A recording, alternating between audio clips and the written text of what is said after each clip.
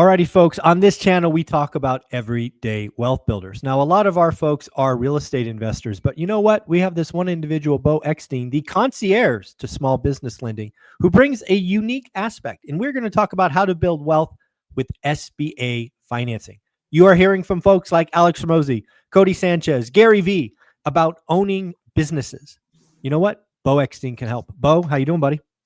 Yeah, I put these deals together. Last week, we helped a 29-year-old guy buy a $10 million business, which is going to put this business does over $50 million a year in top line revenue. Gross. And he got into the business with only 300 grand out of pocket. $10 million acquisition. It's going to put multiple seven figures in his pocket. So maybe we don't start there, but we need to start somewhere, right? Yeah. And so look, I don't think enough people realize I'm starting again. Part of my feed now is SBA because you and I are friends and we're doing this together. And I'm seeing more and more people talk about the flexibility in SBA financing. You can get concessions from the seller carry, silent seconds, investment partners.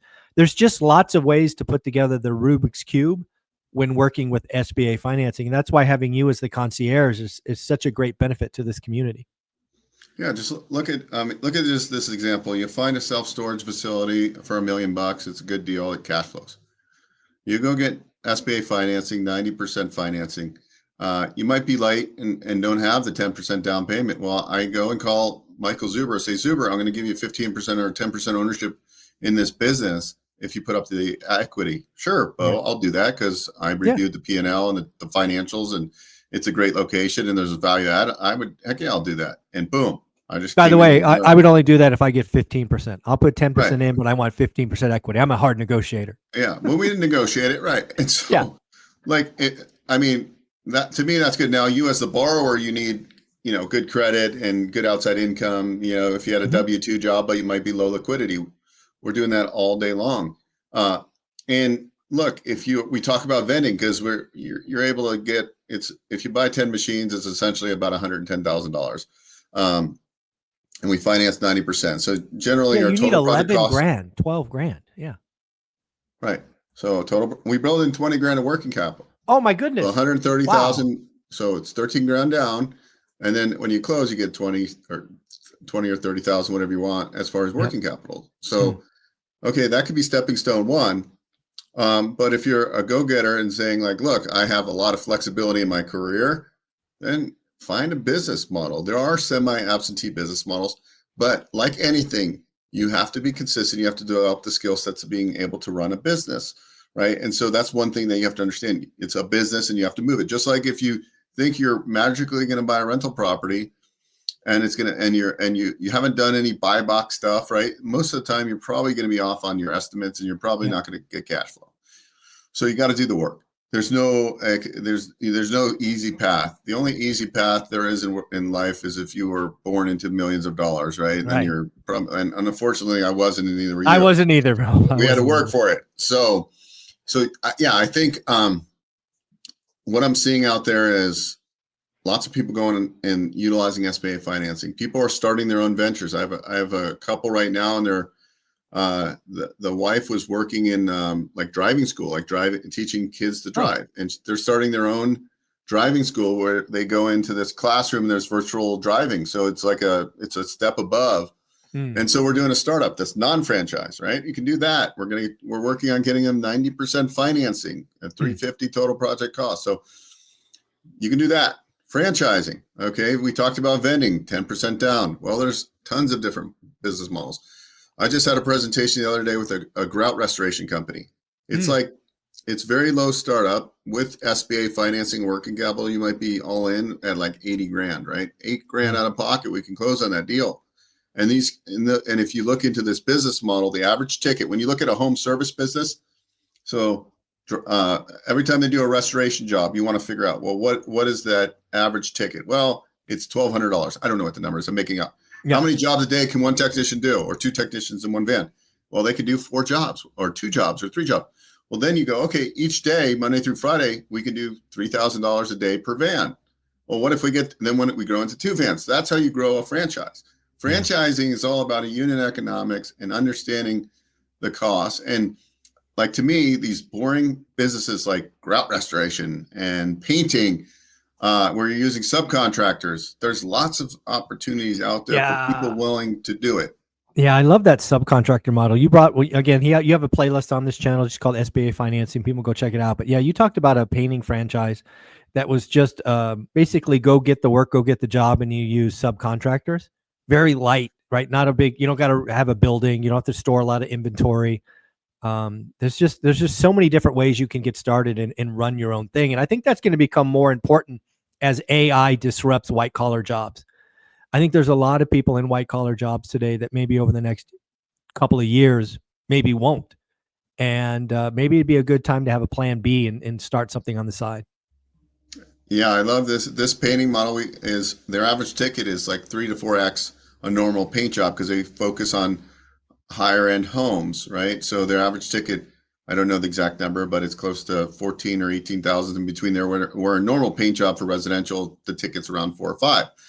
So, you could do less jobs, make a lot more money. Plus, they're doing commercial painting, right? And you don't have to have ladders. You don't have to have paintbrushes. You don't have to have many employees because you're using subcontractors. And that model, subs, is a way to go. So there's a lot of these types of business models out there. We have a subcontractor model in commercial landscaping as well, amongst many others. So you guys can get in the game if you want to. It's just the question is, do you want to? Do you want to get away eventually from the W-2 job, or do you want something that's more semi-absentee?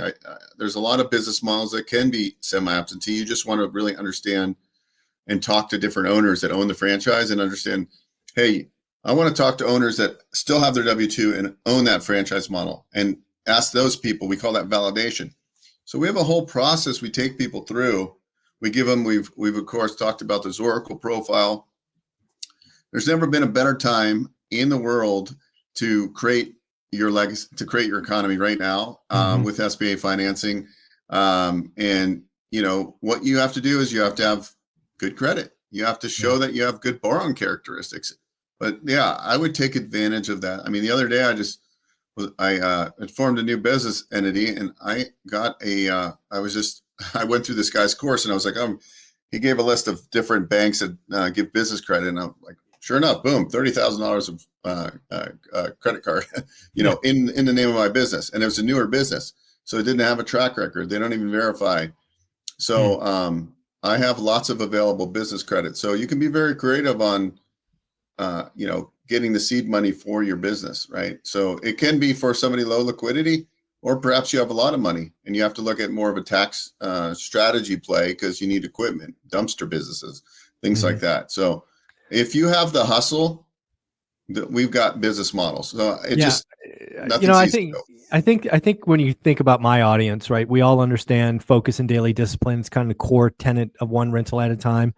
We got a lot of people that hustle, a lot of people that will be in one of those two camps. Either they have a decent income and they need some tax savings, i.e. a business with, equipment, or, there's people that are looking for that plan B, and maybe it's an appetizer like vending, or maybe it's a service business. And then also I have a lot of people already in the service game, like they're real estate agents, real estate brokers, appraisers. And I keep telling you, you guys need to take advantage of this cycle and grow another line of business, because right now it's struggling. But if you could get in at the bottom and grow into what's coming, I think there's a very good chance that the buyer's market is ending across the country soon. And, with rates coming down, we could see $1 trillion in cash out refis happen over the next 9 months or so. It's going to get wild out there. So folks, you got to get prepared. You got to work with the concierge, Bo Eckstein. He's the guy that knows SBA. He knows all the ins and outs and can play Tetris with you. But Bo, how do they book a call? Just go to onerentalmeeting.com. It's that simple. Just go there and find a time that works for you. I look at this, kind of closing thoughts. I look at this gentleman, 29 years old. Yeah. That bought this $50 million revenue business with $300,000 of his own money. He got an investor that came in with $7 million. That was their 10% equity injection. That will give multiple 7 figures a year in his pocket. That is game changing. He's not even 30 years old. I look at this guy. Generational changing. Yeah. I look at what he did, and I said, and I'm like, how did you even find this business? It was listed by a business broker. I mean, it was there. He said, I just built a buy box and I looked every day, and I went and that's what he did. And I'm like, God, the bank It that I'm works. working, It works. the banker I'm working with on it, we're in the wrong occupation, man, because Yeah. because I'm 2.5 years out of being 50, and we're looking at this 29-year-old guy. Now he's definitely sharp. He's a different breed, but I mean that's just you really could be one deal away. Yeah. Or it could be one gateway away, one gateway move. At minimum, you should be doing a gateway business. At minimum, like vending. Okay. Yeah. And unless you got enough cash flow, unless you're 100%er, which means your monthly expenditures with food, fund, and stuff is 10 grand a month. Unless you have 10 grand coming in passive, you should be doing, and at that point, maybe not a gateway business. But if you don't have any kind of side money coming in, and you're like, well, I can't save money, Bo. Well, I'm giving you some options, whether it be vending or some other business models. We have a lot of business models in children's enrichment that are very low startup costs. Mm-hmm. I mean, depending on your background, we match you scientifically with the Zoracle profile. So yeah, let's deep dive. But I'm going to be transparent because, like a lot of you guys get on the call and you're like, I need somebody to send my absentee. You need a different mentality to grow, and that is like, hey, can I take on these skills as being a good leader? Most mm-hmm. of you aren't in a leadership role that I talked to, and never been on your own, and so you got to develop those skills. And it's not rocket science, but it's daily discipline. I'm going back to what Zuber talks about. Buy box daily discipline. It's the same thing. You have to have that daily discipline. So what does that mean? I work my day job, but lunchtime and break time, I'm doing that because I want to achieve ultimately my financial success. And so I'm willing to do it, man, because I'm not retired yet at 45, like somebody on the call here, because he did the right thing because he practiced daily discipline in the beginning. Yeah, right? for a long time, brother. Long time. Yeah. Yeah. Folks, if you have a book to call, with Bo, you're missing out. He's truly a genuine gem of the channel. OneRentalMeeting.com. He bought a URL just for us. Go there now, book a call, talk for 15 minutes, and see what's what. Bo, you're amazing, man. Have a great week. Thank you.